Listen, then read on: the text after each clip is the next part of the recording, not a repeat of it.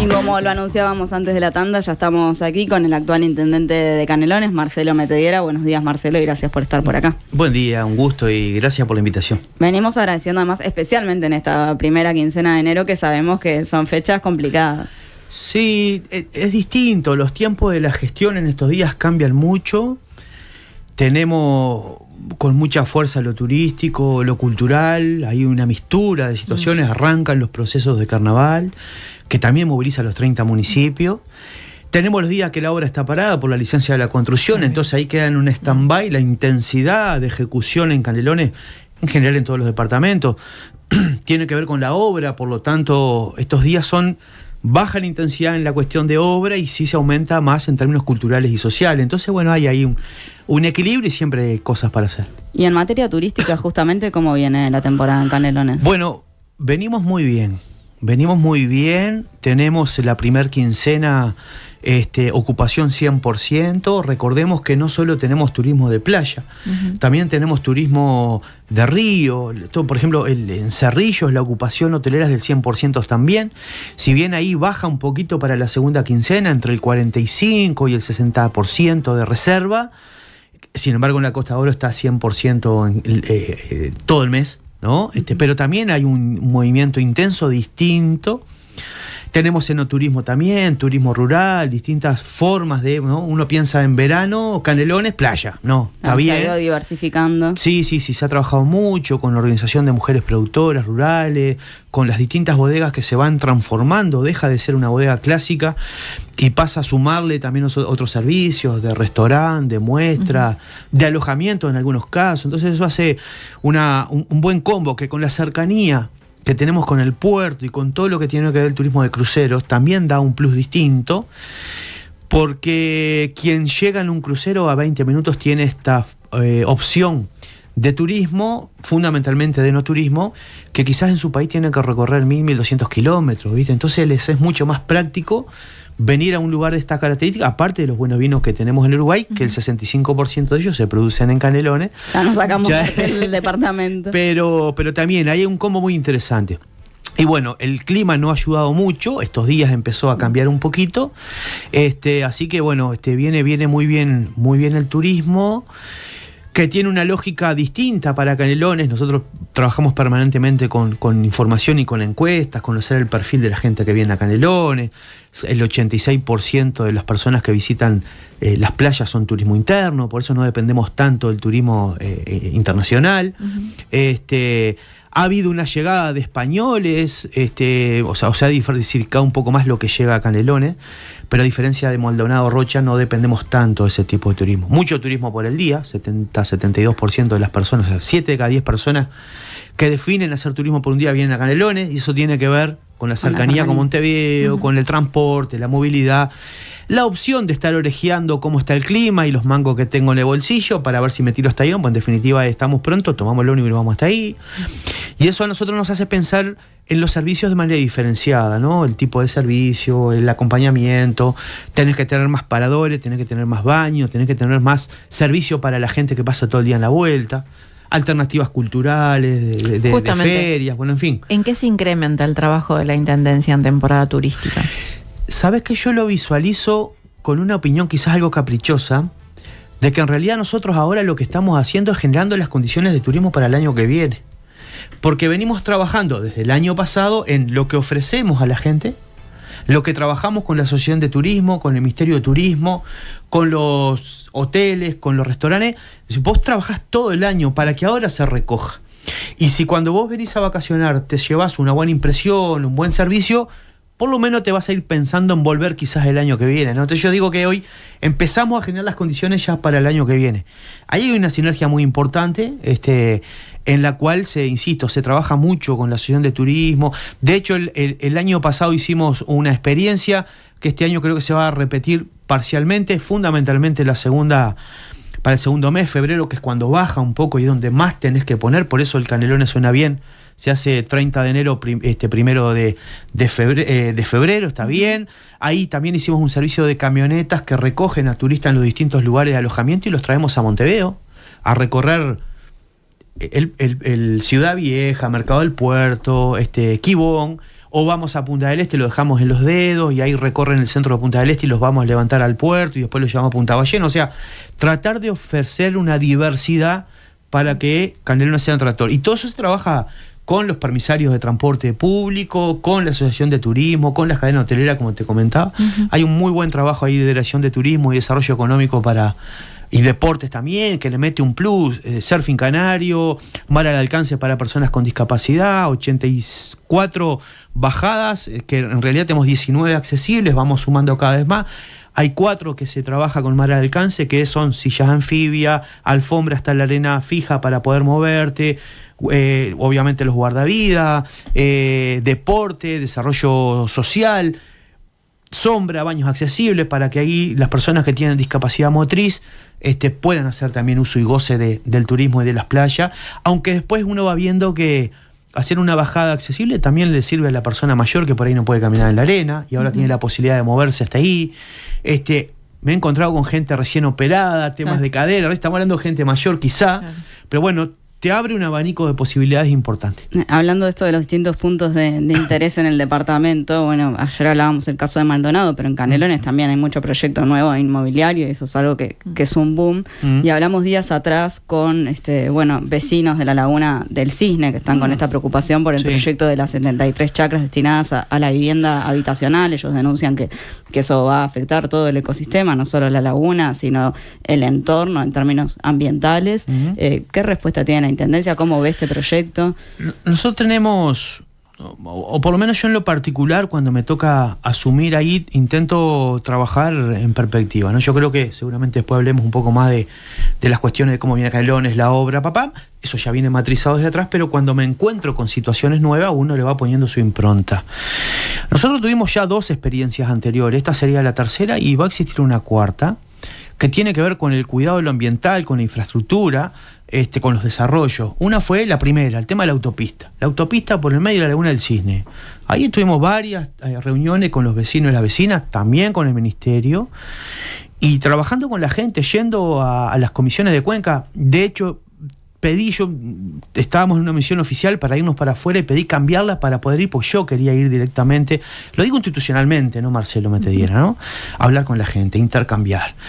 Y el proceso avanzó al planteo que la Intendencia tenía, que la vía rápida se podía construir con lo que ya se venía proyectando como país, esa doble vía en la Ruta 8, la continuación de la Ruta 9, el bypass de Pando. Y se terminó resolviendo eso con la gente. Después tuvimos otro desafío, que sigue siendo hasta ahora el barrio en el Cangrejal, en la desembocadura del Solís. La misma lógica. Vamos a hablar con la gente, intercambiemos, llevemos nuestro planteo. Recogimos 3 propuestas de ahí, que había que declarar desembocadura al lugar, y eso cambia en términos ambientales cómo se mueve un proyecto, porque pasa ya al Ministerio de Ambiente, que tiene que hacer un informe de aprobación de viabilidad ambiental previa, y nos plantearon ver el tema del buffer y una construcción del proyecto sobre unos barrancos que también comparto, me deja mucha duda en términos ambientales. Recogimos los 3 planteos y hicimos la devolución a los vecinos. Bueno, los expedientes los tengo yo, no se mueven hasta que acordemos cómo seguir, y eso fue lo que hicimos juntos con la gente y con el equipo de la Intendencia, ¿no? Y ahí dimos señales claras de cómo, de por dónde caminamos y de qué manera caminamos. Acá tenemos otro desafío. Hay un fraccionamiento en Laguna del Cisne, sí, pero también es cierto 2 cosas, por lo menos en pos de dar debates, ¿no? Acá no hay verdades absolutas ni decisiones tomadas. Lo primero, que el haber definido en su momento, junto con la gente también, junto con la universidad, con el CURE, que ahí había producción agrícola que había que transformarla en producción más sostenible, agroecológica, y de alguna manera fraccionar los terrenos a 3 hectáreas, como establece el fraccionamiento en suelo rural, implicaba empujar un poquito para afuera ese modelo de producción contaminante y cuidar la laguna. Y ese es el proceso que venimos haciendo. Entonces, esto que se fraccione para generar un desarrollo inmobiliario que tiene características, implicaba ese proceso. Entonces, me parece que eso está bueno saberlo. Después la otra parte más administrativa, burocrática. El uso del suelo rural, la ley de ordenamiento territorial determinan que se puede fraccionar suelo rural en mínimo 3 hectáreas, porque antes era 1. ¿no? Entonces la cantidad de construcciones a hacer iba a ser mucho mayor. Y ahí hay un debate de los usos del suelo también que es interesante poder seguir dándolo en profundidad. Pero quien determina un fraccionamiento es Catastro, no la Intendencia de Canelones. Y hay un derecho privado sobre un bien privado, que nosotros le aplicamos quizás la lógica del cuidado general. Entonces normativamente cumple con la norma. Y nosotros no nos podemos oponer a ese fraccionamiento salvo que cambie la ley nacional. ¿Ah? ¿Qué decimos nosotros? Bueno, esto no está en manos nuestra, cumple con la normativa. Ahora, una vez que haya algún planteo concreto, lo analizaremos como analizamos los otros procesos que les contaba anteriormente. ¿Pero hay una opinión de la Intendencia sobre este proyecto en términos ambientales? Lo que pasa es que no hay un proyecto planteado de desarrollo inmobiliario, hay un fraccionamiento simplemente. Cuando venga el proyecto, que obviamente va a venir, lo analizaremos con esta vista. También hace poquito nosotros, junto con el CURE, hace poco presentamos una carta geológica, que es la única intendencia del país que lo tiene. Saber dónde está, qué pasa con las aguas subterráneas. Y junto con eso le pedimos, junto con el CURE, al Ministerio de Ambiente que declare la Laguna del Cisne como clase 1. Clase 1 implica que se aumentan los controles y las exigencias sobre cualquier tipo de desarrollo en un lugar determinado de esas características. Y nosotros dijimos, independientemente de que el Ministerio de Ambiente declare o no, eso nosotros vamos a aplicar la normativa como si estuviera declarado desde lo departamental. Entonces, yo lo que quiero transmitir, que nuestra forma de movernos es en diálogo con la gente, analizando todas las cuestiones. El proyecto de Cangrejal que hablaba recién se mandó a modificar. El buffer tiene que analizarse de manera variable. El buffer es la distancia que hay entre el agua y la construcción. Entonces, en realidad, un padrón por ahí invade un buffer, pero la construcción no. Bueno, analicemos la variabilidad de eso. También dijimos, junto con la declaración de zona de desembocadura, dijimos, y esto que está acá arriba del barrancón no nos convence, sáquenlo de ahí. Y estamos esperando el nuevo proyecto. Entonces, ¿qué es lo que planteo, por lo menos yo? En analizarlo y trabajarlo y caminarlo en esa dirección. Teniendo en cuenta, porque también hay que entender un poco la generalidad, porque a veces desfasado de los tiempos puede sonar poco racional. Hace unos años atrás, muy poquito, estábamos sin agua para consumo humano. Entonces, cuando vos tomás decisiones de protección, estás mirando y velando por eso, que es un bien colectivo. Ahí se proveen de agua potable a 33.000 hogares de la Costa de Oro. Entonces, si no tenemos algunos cuidados, no hemos aprendido nada. Yo digo, y les pregunto, si te sobra un poquito de agua en el termo, ¿la metés de vuelta en la caldera como hacía cuando estábamos en pandemia? Y capaz que no, capaz que ya nos olvidamos y la tiramos y ponemos agua. ¿Se entiende lo que quiero decir? O sea, nuestra cabeza está enfocada desde esa visión, para entender por qué tomamos algunas medidas, y a su vez planteo nuevamente, con esa cabeza y con esa forma de relacionarnos, es que vamos a transitar todos los caminos. Lo que entendamos que es ambientalmente viable, que no perjudica, no tenemos por qué coartar alguna cuestión. Si hay dificultades, las tomaremos como las otras. Tenemos otros temas para tratar, pero no quería dejar pasar esto que vos mencionás, que hay otro proyecto más que está que está en vista. Sí, tenemos ahí un proyecto de algunas características similares, pero la problemática es común, que es en Guasubirá, también es un desarrollo de emprendimiento inmobiliario con X características, donde abordaremos, llegado el momento, ya estuvimos reunidos con los vecinos de Guasubirá, nos están pidiendo una segunda reunión para seguir analizando, lo abordaremos de la misma característica. Yo lo que digo es, reglas de juego claras, diálogo con la gente, pero no es todo o nada. Si ambientalmente no perjudica y normativamente cumple, tampoco puedes decirle a la persona que está presentando un proyecto no, porque no sé qué. ¿Me explico? En eso también, en el Cangrejal dijimos, si hay un proyecto, por decir un número cualquiera, de 100 emprendimientos inmobiliarios y el resultado final es de 5 y cuidás ambiental, respeto, y yo no te puedo decir que no, porque también hay un derecho para todos por igual, ¿no? Y bueno, tenemos otro tema, que es el sitio de disposición final de residuos. Yo me tiro líos arriba, pero también tiene que ver con una forma del pienso desde lo ambiental, del tratamiento que Canelones hace a los residuos domiciliarios y en general, y que tiene afectación ambiental, que hay que analizarla, o que tendrá afectación ambiental, y en función de eso habrá que analizar. Ahí lo tienen frenado por el Ejecutivo.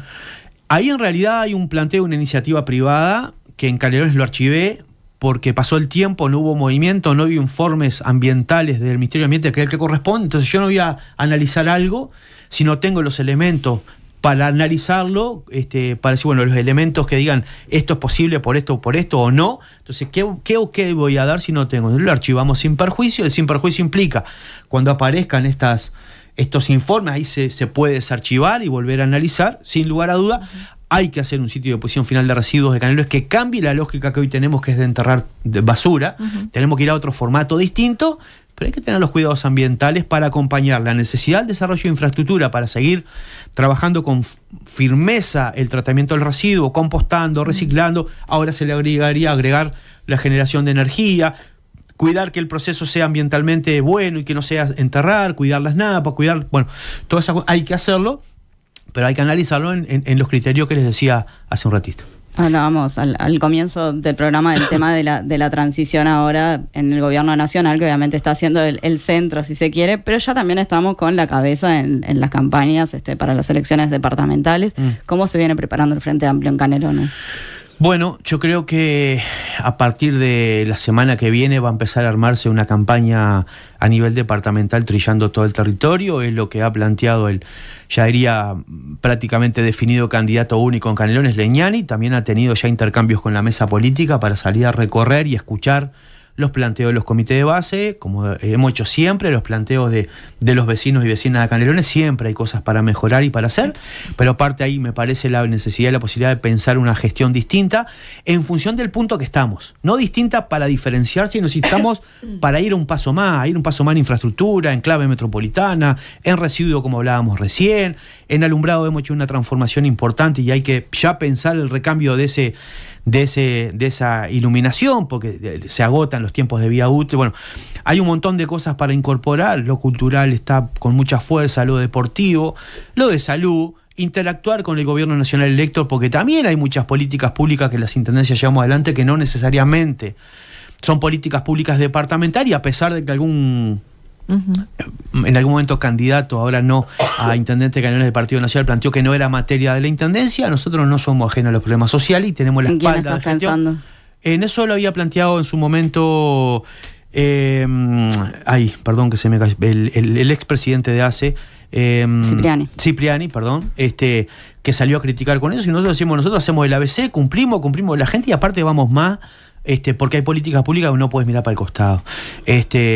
Y bueno, creo que va a empezar esa campaña que se va a armar el trille del departamento, como ya se ha hecho en las otras campañas anteriores, así que con mucha expectativa y confianza del trabajo que se viene haciendo acá en Canelones, de la aceptación que tenemos por parte de la gente, y esperemos que la gente nos renueve esa confianza, y con un equipo encabezado por Legnani y acompañado por un montón de compañeras y compañeros que de edades relativamente bajas tienen un acumulado de 20 años de experiencia, que eso es muy importante. ¿Cuánto preocupa que la coalición vaya a presentarse en conjunto bajo el lema Coalición Republicana? Y preocupa en términos de que no podés bajar los brazos y regalarte y pelearla hasta el último momento para sacar el mejor resultado electoral posible. Es claro que la forma de presentación, si lo miramos desde el punto de vista simplemente numérico electoral, cambia, porque cuando los partidos van separados, los votos para asignar las bancas a la Junta Departamental, por ejemplo, se reparten distinto que cuando van todos juntos. Cuando hablas de su lema dentro de tu propio partido, en definitiva es eso. Eso implica a priori que, dependiendo, y algunos números que hemos hecho, te cambia con muy poquitos votos, te puede cambiar muchísimo la correlación de fuerza dentro de la Junta. Podés llegar a perder en el escenario de máxima, perder 2 ediles, o poder tener mayoría como no tuvimos en este periodo.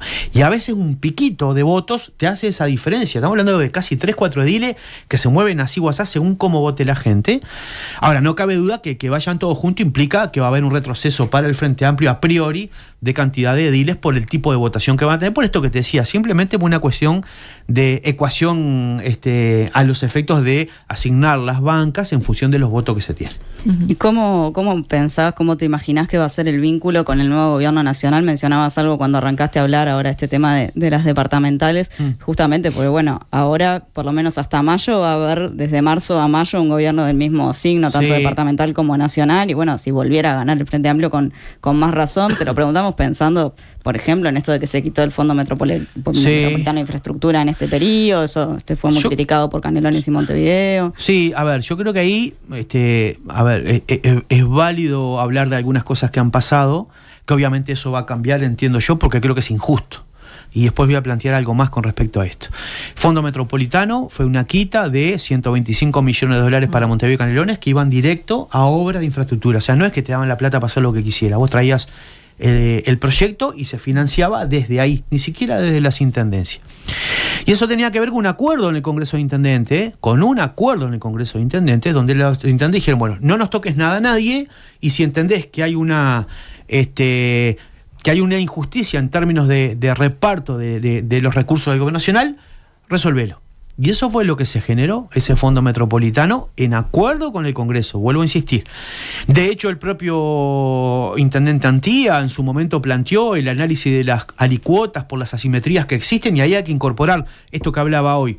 Las diferencias, a ver, Maldonado tiene, si hacemos un reparto de ingresos a las intendencias del gobierno nacional, por el artículo 219 de la Constitución, que establece que de rentas generales tiene que ir obligatoriamente a las intendencias un monto de partida, una partida de dinero.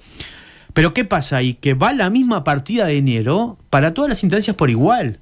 La realidad socioeconómica no es la misma, esos cálculos se hacen con un PBI invertido que no es el mismo, depende del desarrollo del departamento. Y si miramos eso y lo hacemos per cápita, hoy Maldonado recibe 9.300 pesos per cápita de ese fondo. Montevideo 5.300 y Canelones 2.600 por persona. O sea, para decir, bueno, ¿es justo o no es justo? Como tampoco es justo que Maldonado reciba lo mismo que Salto, para poner al revés intendencia de Frente Amplista del partido. No es justo. Y el propio intendente Antía hizo un planteo que nosotros lo acordamos y lo apoyamos, porque entendemos que... Entonces, el retirar eso, que estaba en una rendición de cuenta, es cierto, que este gobierno no lo continuó, nos parece que fue un recorte económico, como lo fue la partida a los municipios, que bajó de 1.480 millones de pesos a 1.096 millones de pesos, a los municipios, que son proyectos que se hacen con la gente. Y también se recortó, y cuando se generó el fondo de caminaría rural por emergencia climática, a Canelones no se lo tuvo en cuenta, porque nosotros planteamos, Canelones tiene una lógica de infraestructura productiva y social. Las calles sociales son aquellas de balastro que todavía tenemos, en la cual las personas se movilizan en lo cotidiano, van a la escuela, van al liceo, van al centro de salud. ¿Una intencionalidad política de ahogar a la intendencia de Canelones en ese sentido? Ah, sin duda. Lo podemos decir de ahogar, de no transferir recursos, que en definitiva tenés el mismo problema. Sí, claro. Pasó con el saneamiento, había generado un proyecto de saneamiento, si no me equivoco, 386 millones de dólares, que quedó, creo que quedó en 96 o en 100 millones de dólares, una cosa así, pero se cambió el destino de eso. ¿Y dónde fue el destino parcialmente de ese saneamiento? Al Santoral. ¿Qué son? Municipios blancos. Cuando nosotros habíamos acordado con Montevideo que generó una colectora mayor en la zona de La Paz a los efectos de recoger todo el saneamiento de toda la Ruta 5. ¿Y qué explicación se daba cuando sucedían estas cosas? O por lo menos, algo que yo planteo es antojadizo, es que deben estar las obras de saneamiento a mano de las intendencias, porque vos proyectás un territorio, desarrollás un territorio. Nosotros no podemos desarrollar el puerto deportivo y el hotel en Atlántida porque no tiene saneamiento. ¿Y ese cambio te lo imaginas? Yo creo que es necesario discutirlo, que tiene que estar con la supervisión de OCE, pero que tiene que estar con disposición de las intendencias a planificar el territorio y a desarrollarlo, y el saneamiento tiene que ver. ¿Has hablado con Yamandú ya como presidente electo de la posibilidad? No, yo todavía no. Hemos intercambiado, no me gusta molestarlo, está con otros temas. En algún momento se podrá dar la conversa. En algún momento anterior, en otros tiempos lo hemos conversado, también por la articulación con el propio Congreso de Intendentes. Entonces, el saneamiento debería estar en manos de las intendencias, supervisado por OCE y con financiamiento internacional, que es parte de la dificultad que tenemos las intendencias, porque tienen que tener la capacidad de ejecución de obra y de dinero. Entonces, sí, cuando te dicen que un saneamiento se mide por la cantidad de kilómetros que pusiste de cañería, y no es válido, porque saneamiento es un tema de sanidad, de salud. Entonces vos tenés que, como gobierno, mirar la generalidad. Si yo pongo 10 pesos para hacer saneamiento en Las Piedras, va a beneficiar a mayor cantidad de gente que en Sauce, que es donde yo vivo. ¿Me explico? O sea, no tenés que medir por caños instalado como lo plantea el gobierno. Entonces, nada, creo que sí, que tiene una intencionalidad electoral total, que es necesario el saneamiento, sí, en todos lados, sí, que de salud, sí, pero vos tenés la obligación de pensar el territorio en función mayor rendimiento le das a los recursos. Pensando en Canelones como parte de la zona metropolitana, ¿no? Bueno, la futura ministra de Transporte, Lucía Echeverri, manifestó que es necesario trabajar en el próximo quinquenio en un nuevo sistema de transporte metropolitano. Sí. ¿Crees que que es un hecho que en este periodo se va a llevar adelante esto? ¿Y en qué consistiría? Bueno, eso habrá que preguntárselo a la ministra designada, pero sí, de alguna manera, por el conocimiento que tengo en la temática y en lo que he estado, yo estoy convencido que el Frente Amplio está obligado a... Sí, recordemos para la audiencia que estaba justamente al frente de la Dirección de Transporte en Canelones. Exacto, y anteriormente a eso era trabajo de transporte, el movimiento sindical también. Entonces, yo estoy convencido que ahí el Frente Amplio hoy tiene la obligación de dar un salto en calidad con el tema del transporte. Hay que hacer un rediseño y hay que hacer un cambio cultural también. Hoy cuando les comentaba el tema del agua y por qué queremos proteger la laguna del Cine, es porque hay una afectación colectiva que hay que cuidar. Y el público, un transporte que es de la gente, que no es de las empresas, ¿no? Que no es del berretín de nadie, y que tenés que mirarlo desde ahí. Y eso implica, en términos culturales, que tenés que nosotros generar un buen servicio de transporte para que la gente efectivamente deje el auto y se tome el ómnibus con las combinaciones necesarias. Para incentivar. Ahora, también el vecino y la vecina tiene que incorporar eso. Hicimos un estudio sobre Giannatasio para ver si los anchos de calzada eran suficientes para generar un carril solo bus, y achicando la calzada inmediata tiene la capacidad de contener el transporte individual. Bueno, capaz que en algún lugar te atrasás un poquito más. Bueno, eso es lo que vos tenés que sopesar al momento de tomar una definición. ¿Es impostergable eso? O sea, ¿se debería concretar en Sí, sin duda. Sí, sin duda. ¿Por qué? Porque se generaron las condiciones objetivas. No es lo mismo hoy pensar un proyecto de transporte metropolitano con el Ministerio de Transporte y Obras Públicas incluido en el STM, con Canelones incluido en el STM, que estamos desde el febrero del 2019. Bueno, obviamente la propia Intendencia de Montevideo y parcialmente San José. Vos podés, con la incorporación de la tecnología que la tenés ahora, podés hacer un desarrollo de combinaciones y de sistemas integrados que te permitan que el transporte sea eficiente. Porque si vos ibas a poner un tren, para hablar de Ciudad de la Costa, arriba de las líneas de transporte que hoy hay, si no dialogaban los sistemas con la tarjeta, ¿qué quiere decir esto? Yo salgo de mi casa, me tomo el ómnibus en el barrio, me bajo en Giannatasio y combino hasta donde tenga que ir, sin pagar más. Ahí también hay un cambio cultural de la necesidad de una combinación, porque pensemos que un tren de la costa no va a entrar a un barrio, ¿no? Entonces, hoy estamos en esas condiciones, y también me parece la necesidad que desde el gobierno nacional se acompañe este proceso en términos financieros, porque cualquiera de los dos proyectos que están hoy arriba de la mesa tiene un costo de arriba de $1.000 millones de infraestructura de inversión. ¿En qué dos proyectos estás pensando? Estamos hablando del Tren de la Costa, de la iniciativa privada que está en el Ministerio de Transporte, y lo que presentó Simbe como propuesta de bajar a tierra ese proyecto. Ninguna intendencia está en condiciones de bancar eso. Tiene que haber un acompañamiento financiero del gobierno nacional que permita hacerlo. Entonces creo que el Frente Amplio se debe, y tenemos las condiciones, entiendo yo, para trabajar con mucho criterio, con los operadores del sistema, con mucho diálogo con los trabajadores, cuidando el trabajo, pero tenemos que animarnos, yo digo, a rediseñar.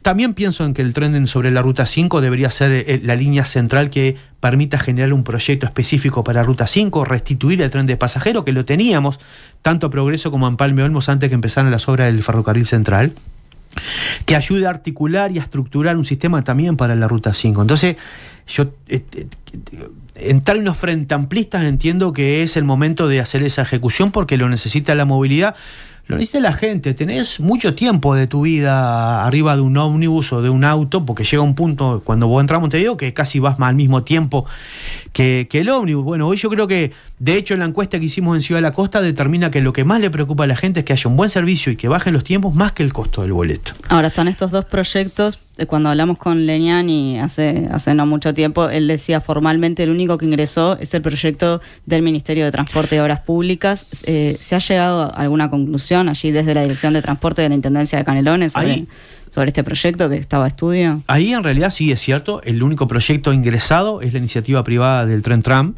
Lo otro del Simbe es un estudio que pone arriba de la mesa información y una alternativa de cómo diseñarlo, ¿no? Que comparto bastante, porque es muy centralista todavía Montevideo, no me habla de qué pasa en Zona América hacia Pando, no me dice cómo va a ser el diseño de Ciudad de la Costa.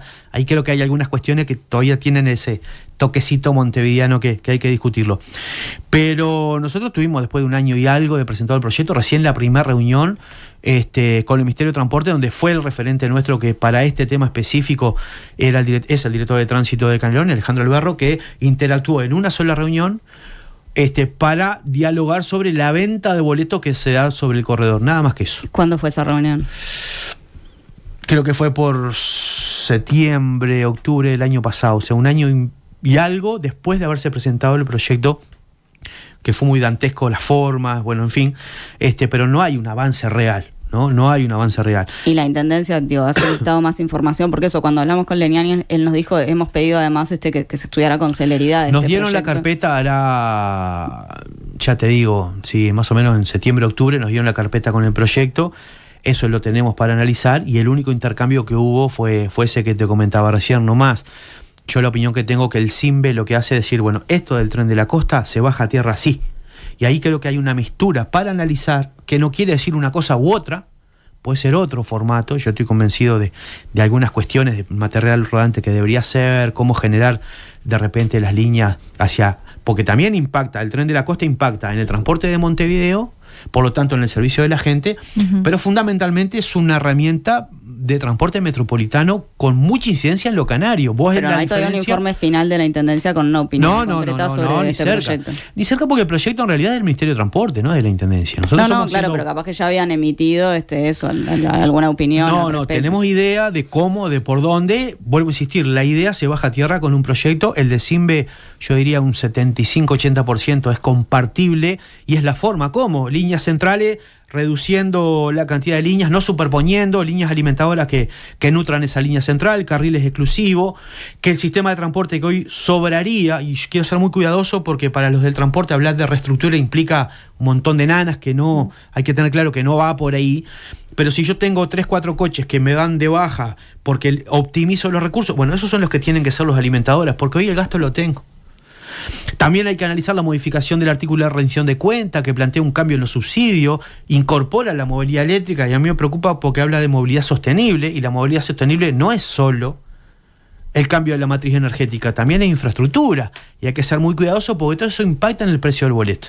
Entonces nada, creo que con esas cosas hay que ponerse a laburar. De hecho, en algún momento hicimos algún planteo de decir, ministro, queda un año de gestión departamental todavía, aprovechemos el tiempo.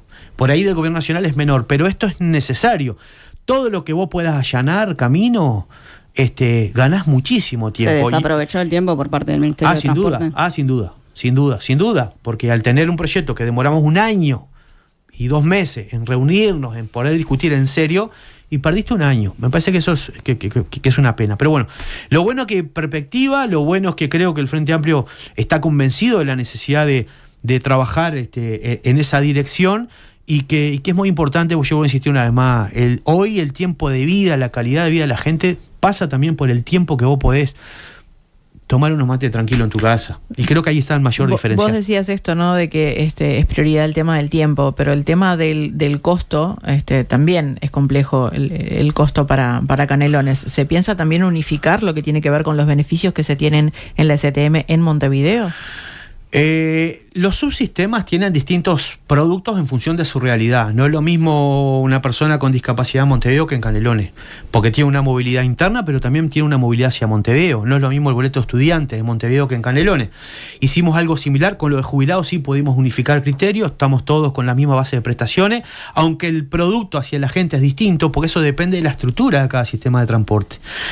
Lo que sí tenemos que lograr es que exista una coordinación y un complemento entre los sistemas, que si yo tengo una tarjeta y una combinación, tengamos la capacidad, como te decía hoy, yo salgo del barrio, me tomo el ómnibus, me bajo con vino, y a la gente no le implique nada, que nos arreglemos nosotros dentro de casa los sistemas de compensación, los productos en definitiva a desarrollar.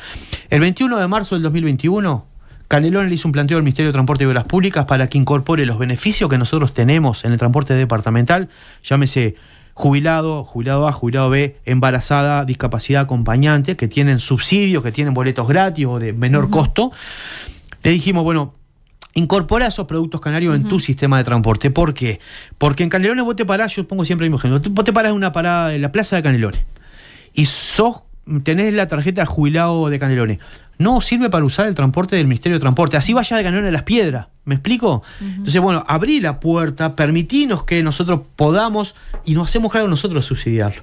y no logramos hacerlo. Bueno, yo creo que hay 3, 4 señales en el arranque de esta gestión que se deberían dar con mucha claridad de hacia dónde debería caminar el transporte, en temas de infraestructura, pero también en temas de derribar esas libertades coartadas de las personas que son vulnerables y que hoy no tienen posibilidad de repente de moverse de distinta manera. Intendente de Canelones, Marcelo Metediera, muchísimas gracias por estar hoy en Nada que Perder. Muchas gracias a ustedes por la invitación.